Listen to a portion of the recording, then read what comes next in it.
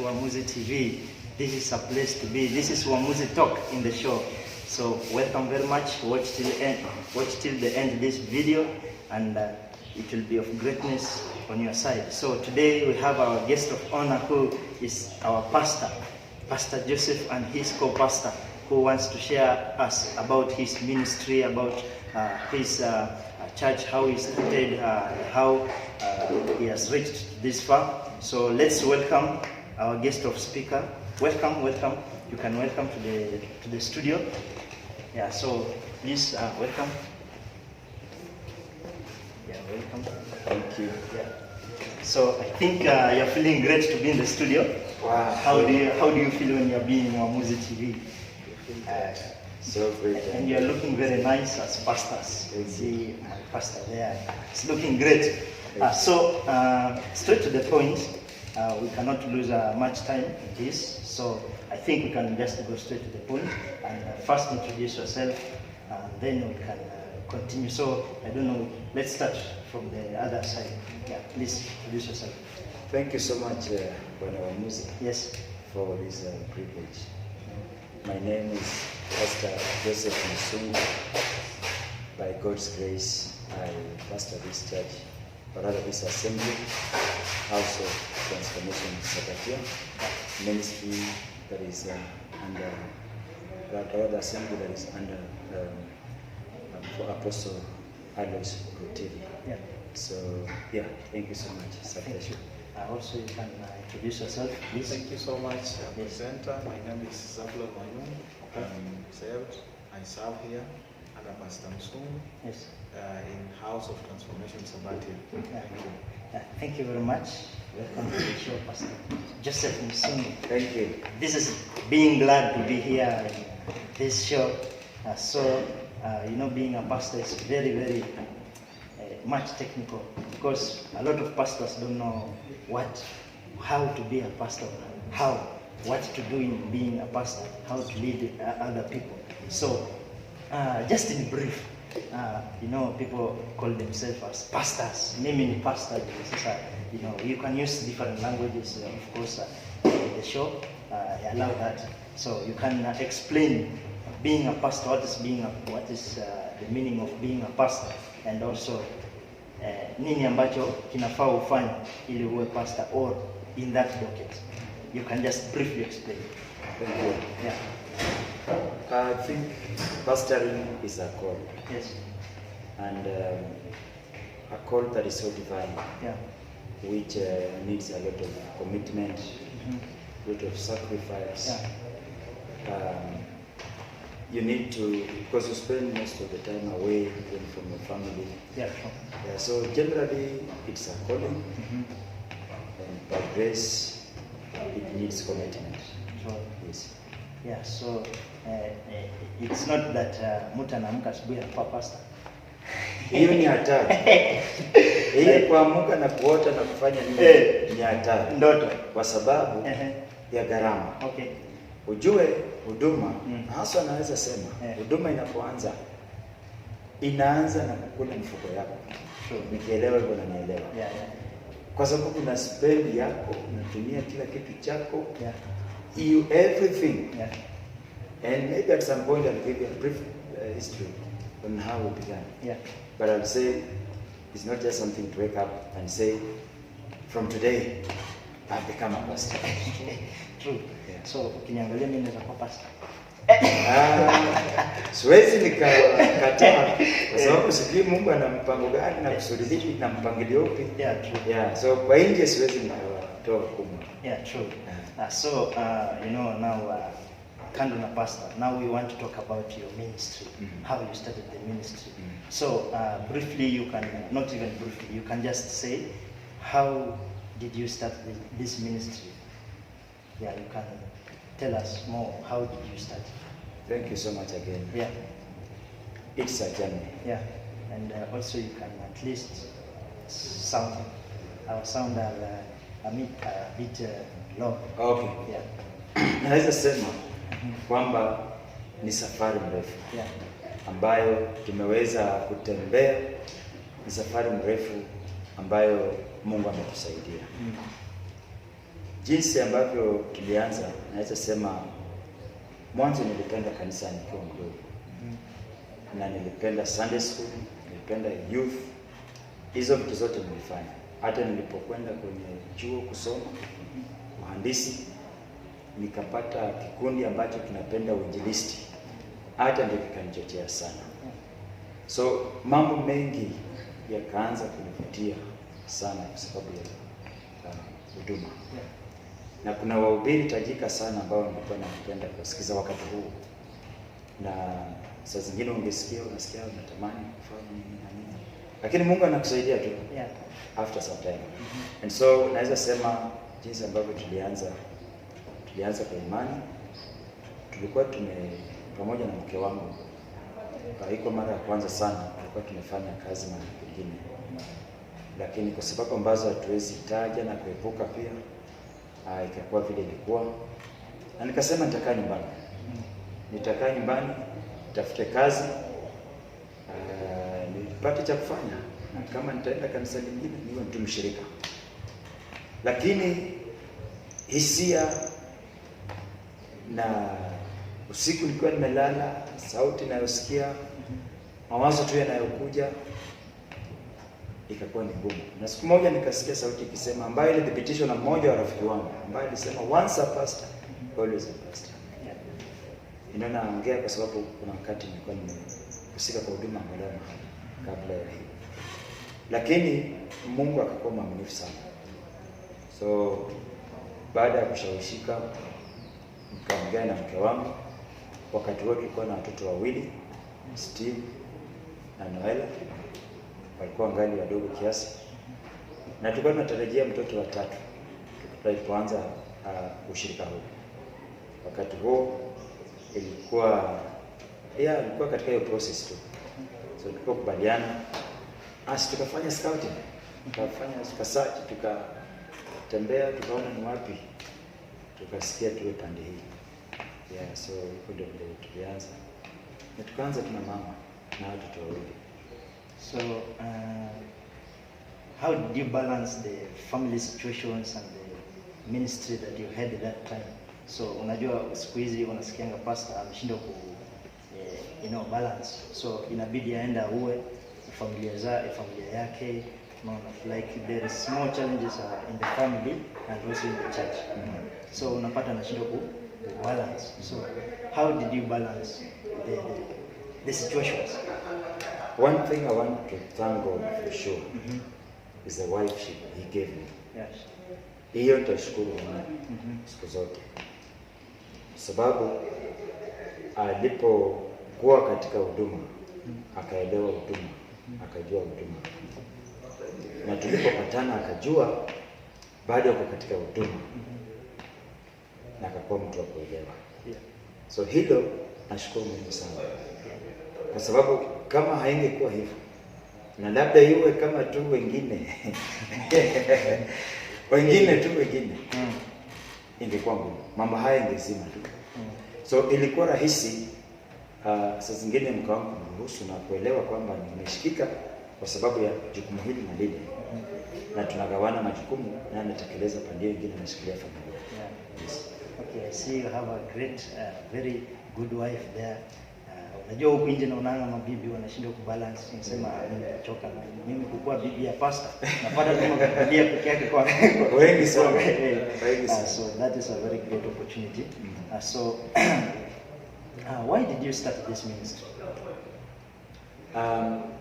I've said throughout my life, when I was young, and as I've been advancing, both to primary, secondary, to college, and so on and so forth, I just loved church. Okay.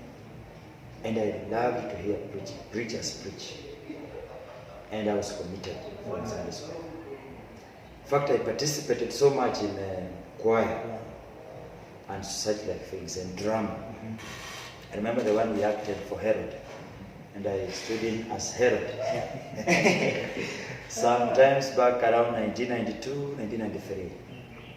But then, so with that, there had been a conviction in my heart that we've been called for that. I've had challenges along the line. There's a day it hit me so much and I prayed, asked God. We will come to the challenges. Okay. I was just saying this because that to confirm why I began. Okay. I asked God to prove to me Yeah. that He called me. Yeah. Then I had to become. Okay. And then reason why you asked why? Yeah. The major reason I love to see God's people, their lives being transformed. Yeah. And I would love to see people getting saved. And I feel I can be an agent that can be used to reach out to people so that they realize that they can hear the word. Yeah. Or they can be transformed in whichever manner. Yes. Yeah, and that is good. I like why you started the ministry. You know, most of the people say, I'm starting this ministry because I want money, I want wealth. You see, yeah, and also other people say they always cheat that they are assisting people, but yet they are conning them. Yeah, but I see you have a very great reason why you started the ministry. So, in short, I see here our co-pastor is here. So, what are your let's say your work in the church or majukumu yako katika kanisa as a co-pastor? Actually, asante kwa hilo swali. Yes. Kwanza wacha niseme kwanza katika huduma huu in this ministry I'm serving God. Okay. So the major work that I do here is naita kazi ya mkono. Kazi ya mkono maana kazi nyingi inafanywa chini hapo kwa ground. Yeah. So that when the man of God stands to preach and to serve God, everything has been worked on. Yeah. Because at some point you will find it very difficult to stand here serving God na kuna mambo mengine pale nyuma ambayo hayajashughulikiwa. Unahisi uzito katika moyo. Hata kama umekuwa unafanya kazi vizuri kama mchungaji unapata mawazo pia yanakuwa. Yeah. And so we serve God here. We just serve at the background so that everything works out. Yeah, and when called upon to serve, even in the teaching, in the preaching, and even in the praise and worship, God has graced us in all those areas. Mungu ametupa neema katika kufanya kazi katika hayo maeneo, and that's why we are really thanking God for the grace in the house. Asante. Thank you very much. Hapo sina maswali mengi. Pengine kuongeza tu presenter, in the house of God I also stand in on behalf of the pastor kusimamia vijana. We guide them together. Yeah. We coordinate the meetings of youth and other meetings. Okay, so in that you have said you are the head of the youth. So have you ever had any challenge about the youth in church? The major challenge about the youth is that the youth are seasonal in the church. Yeah. They come in when they are around. Yeah. And when they are not, they have some engagements. Yeah. They leave. Yeah. And so huwa tunakuwa nao wakati ambao wako. Yes. Sasa hiyo ndio changamoto kubwa. So kuona kijana akikua ni changamoto. Have you had the youth out there? Usikue hivyo. Come to church. Let's worship together in the church, in the house of transformation here at Sabatia. Those people who are watching online, please, you can follow us on our page there on House of Transformation Sabatia on Facebook. Also, you can follow us on Twitter handle. You can follow us there. So, as we continue, so Pastor, have you ever, how many times, or have you ever, ushaitamani kuwacha hii kazi, like to quit? Ama ushaikuwa na ile changamoto ya tuseme aje, like having yani kutamani kuacha hii kazi ya Mungu, ama kama ushawahi tamani kuacha hii kazi, nini kilifanya ili ukatamani kuacha hiyo kazi? Asante. Yeah. It's a difficult question, but yeah. Naweza sema asante kwa ile swali. Yes. Mimi kando na kwa pastor, yes. Mimi ni binadamu. Yeah. Ambaye ukweli alisia ni kwamba ninaweza choka. Yeah. Na kanisa na huduma hayo hizo vitu zina changamoto nyingi sana. True. Nataka niseme kwamba nishawahi hisi ni kama nilijilazimisha, nilijisukuma. Ni kama hii mambo ni magumu. Nilishauri. Na nini kilifanya kafanya ile kutamani kuacha hii ministry, hii huduma? Tulipoanza huduma huu tarehe 9 mwezi wa 4 mwaka 2017. Nakumbuka hiyo siku vizuri sana. Tulianza kanisa ama ushirika mahali ambapo hatuna source of income. Mama hana kazi, mimi sina kazi. Watoto ndio hao. Na tulikuwa tunaishi kwa nyumba ya kukodesha hapa Sabatia. So changamoto ya kwanza ambayo ilikuwa kubwa ni pesa ambayo ingetusaidia hata kulipa kodi ya nyumba ambayo tulianza kutumia kwa mkutano wetu wa kanisa. Na si mbali na hapa. Tulipopata jengo hilo, lilikuwa jengo mzee. Bei 1500 kwa mwezi kwa wakati huo. Lakini bado kupata hiyo ilikuwa ngumu. Na tuliendelea muda, na katika kuendelea ungeangalia hata matoleo, nasikia sasa italipa rent, itafanya nini? So hizo vitu za kifedha na nini. Na pia ulikuwa na watu wachache ambao walikuwa na kuabudu na wewe. Watu wachache. Watu wachache. Naweza kuchekesha. Kwamba tulifika mahali tuko labda kama tumefikisha watu 7 hivi. Ukikuja uangalie matoleo. Kama umeenda sana shilingi 60. Hiyo 60, 20 ni ya pastor. Ndiye ametoa. Mama labda alitoa 10 ama pia alijaliwa 20. So hizi zingine watagawana. Na tunahitaji mwisho wa mwezi tulipe 1500 kando na mahitaji mengine. So changamoto kubwa sana ilikuwa upande wa finance, kwa sababu mambo mengi is just revolving around finance. So many things. True. Pastor, kama ingekuwa mimi I could even give up, because unaangalia hapo mtoto analia, hapa mama anasema hakuna chakula kwa nyumba, hakuna sabuni ya kufua nguo, hakuna nguo ya kuvaa hapa. Sasa unapata koti imeraruka hapa. So unapata kuna ile changamoto. Kama ingekuwa mimi ningedidimia kidogo, lakini naona uliweka imani katika Mungu na ukamwendelea kumtumikia. So my viewers, thank you for viewing Uamuzi TV. We are coming after the break. This is Uamuzi in the talk. So tegea, usikate. Sikiza hii. Huyu ni pastor anaongea. Tuko pamoja.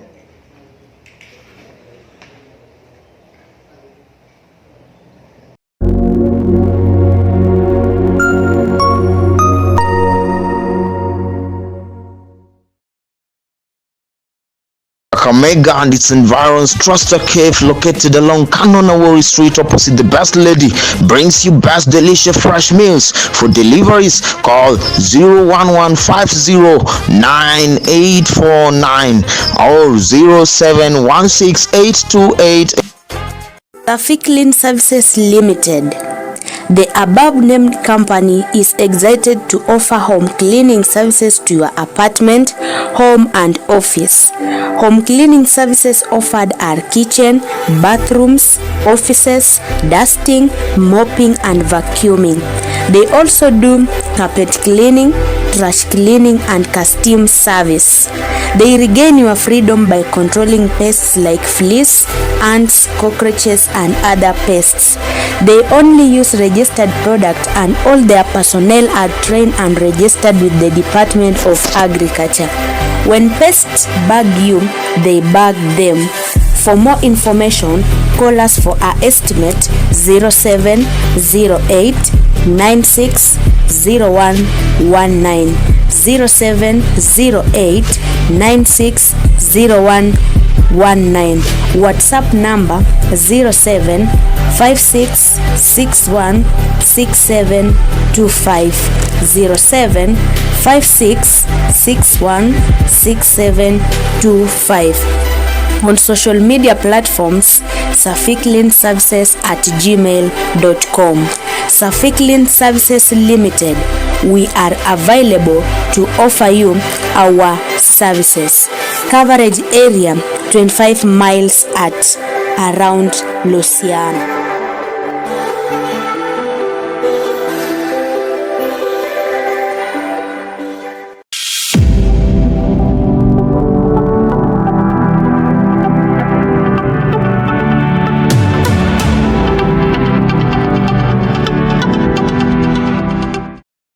Welcome, ladies and gentlemen. Welcome back to the break. After the break, so here today we want to know what are the challenges in the ministry. So, let's come back to the studio. Pastor, now you have been in this ministry since first of all, hujatuambia ulianza mwaka gani hii ministry, huduma hii ulianza mwaka gani? Huu ushirika naita ushirika kwa sababu ni kanisa lililo chini ya main church ambayo iko Nairobi and apostle ama mtume daktari Alois Lutivi. Ndio sababu naita ushirika tu. Nikaita huduma labda itakuwa itahitaji mzee mwenyewe. Lakini huu ushirika ama hii branch tulianza tarehe 9 mwezi wa 4 2017. Wow. So those are good. How many years are those? 6 years. Wow. That's good. And reason why tunafanya mwezi wa 8, mwezi wa 4 kuna event ambayo ni annual kule main church ambayo hatuwezi kutengeneza yetu na wakati tunahitajika kule. Yes. Okay, so kwa hiyo 6 years ambayo umekuwa nazo, those all 6 years, what are these biggest challenges that you had in this ministry since you started? So you can just brief us on those challenges because of time. You can tell us how the challenges came onto you and how you solved them. Okay. One of the challenges, of course, I may have mentioned about finance. That is obvious. The other challenge that I had was the stamina to begin.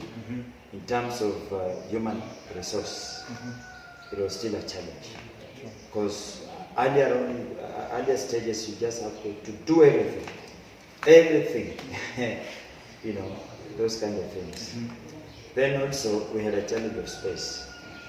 In as much as we had a humble place to begin from, it was still a challenge because it was an old structure, never repaired for a long time, but the environment was not so, but it was humble, and that is the best we could do, we could have to begin.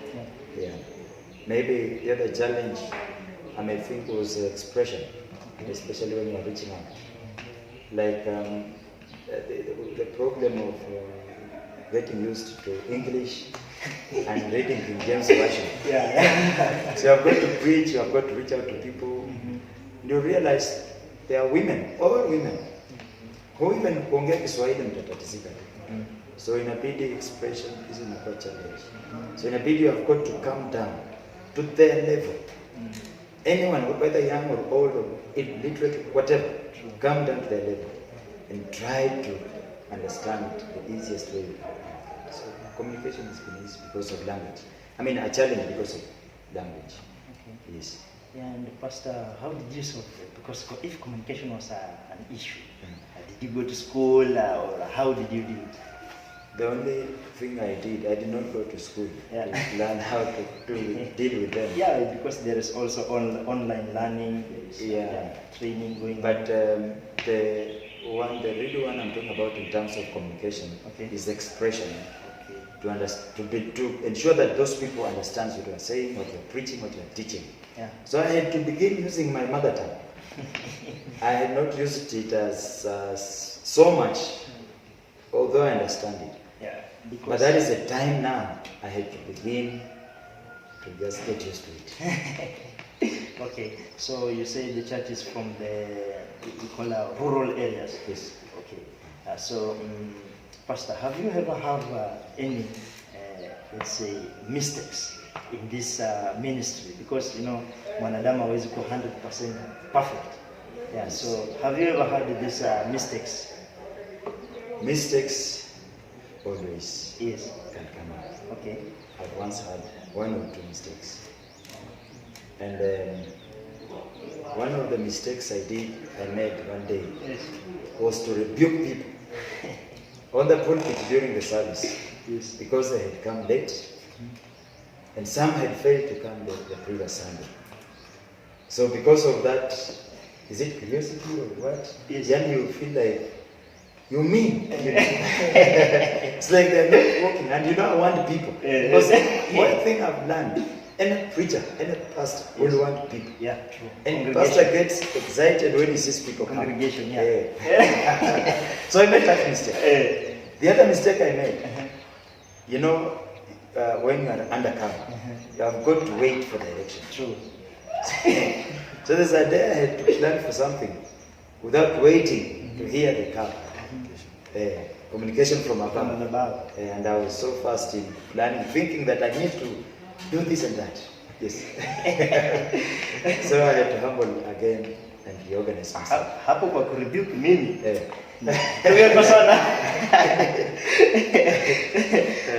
But anyway, because of time, what are the plans that you have in this ministry to grow this ministry, or to change the ministry from one place to another, or from moving below to above? What are these plans that you have in this ministry? Thank you for that question. Yeah. I want to, with all boldness, say, just in like normal life ya mtu ambaye anakuwa kuanzia kuzaliwa. Kuna hatua katika kila umri. Nataka niseme mahali tumefikia, mwanzo nashukuru Mungu, angalau kuna watu wameleta. Na tuko nao tunaendelea. Na wale tumekaa na tangu, na wale wamekuja katikati hapo, na wengine hata wameingia juzi. Sasa mbinu kabisa ama njia kabisa kubwa ambayo nafikiria kutumia ni kuweka mikakati ya mafundisho, trainings and some form of capacity building programs, so that we raise people. Makiu, I've developed interest in leadership and management, and in fact, soon I'll be enrolling for a course in transformational church leadership. Soon, I am intending to do that. I hope God will give me grace and provision. Of course, yeah. So I want to grow leaders, because I know if I grow leaders, then this church has a future. So the major plan I have is to train men and women that are willing to serve God, that are willing to walk with us this journey, so that we empower them, we equip them. We are not on this earth forever. Yeah, true. But this work must continue. Yes. Yeah, well, because also coming utachia mtu hiyo ministry. Yeah, unafanya mpaka natamani niache kanisa langu nikuje kwako. Itabidi we shall look into it. Yes. So tukifunga katika huduma yako, tukifunga hiyo show ya huduma, before we step into the anniversary that I've seen some of the advertisement, the posters that you post, we can look before we move to the anniversary. So what can you tell other ministers out there, those who are willing to come and teach the word of God, those who are in the ministry, you see? So what can you tell them? Fellow ministers and anyone who is intending to be a minister. Yes. One thing I've learned, number one, that you must have a cover. True. And I'm not just talking about the cover. A man of God who can speak into your life. That is one thing I've discovered. The 6 years I've worked under Bishop Otivi has taught me a lot. And I have something I believe I can advise somebody who intends or who is doing ministry. But two, faithfulness, commitment, and being a role model. Sure. Don't tell people to go to a place where you yourself cannot go. Be a role model. Yes. Okay, and also you can say something about the ministry. What can you tell other ministers, or what can you tell other co-pastors who are on your docket?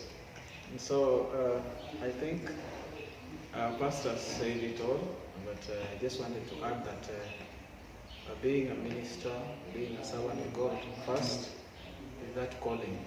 It doesn't just come overnight. There must be a calling. And when there's a calling, then our master is Jesus. So that is the one that we follow. So if you're following Jesus, then you're on the right track. Like Paul says, follow me as I follow Jesus. So if you are a minister of God, then as you follow Jesus, people will follow you. Sure. But the moment you follow your own ways, then there you are going astray, and then you will not be doing the right thing.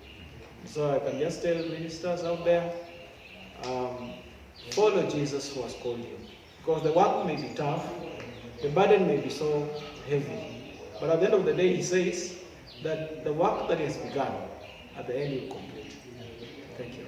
Yeah, thank you very much. So before losing much time, we can talk about the anniversary. Unajua mimi anniversary najuanga ni kukuja kukula. Yes.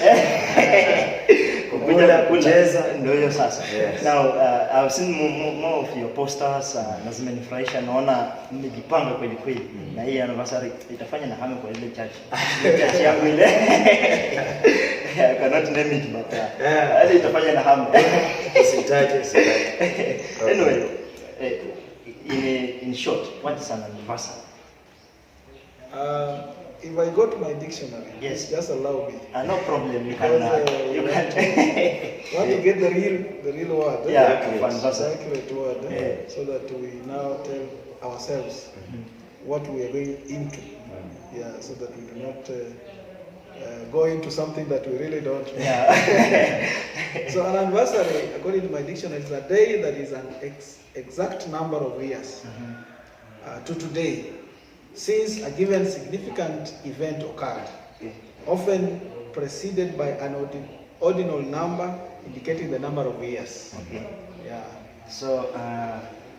Now this one is from the day of the inception of this assembly. Yes. So this is the day that you started the ministry or started something. Yes. Then you do some part of, something like a party, like calling people. Yeah, I like that. Yeah. I will be there. I must eat this. You know, my favorite meal is chapati. Ziko bando mzima. I will be there. Kwanza mimi nitakuwa kwanza in the front. Bando mzima. But anyway, I like that. So thank you very much for being here. So my viewers, please welcome to the anniversary, the 6th anniversary of House of Transformation Sabatia here in the church. So I think you'll be pleased being here, and also for those who wale ambao watashinda kufika, you can join the online part, the House of Transformation Sabatia Facebook, and also the Twitter at House of Transformation Sabatia. So thank you very much, the pastor. Thank you very much for being in the Thank shop. you so much. Yeah. So I like the ministry. I like how you started the ministry, and I think imeguza mtu pale nje, imeniguza pia mimi. I know where I can start being a pastor, and I know where I can go wrong. So my viewers, thank you for watching this video. Subscribe this channel, follow this channel. This is Wamuzi in the Talk. Follow us in every social media that you have in your smartphone. Tuko kila mahali. Tufuate, know more about Wamuzi.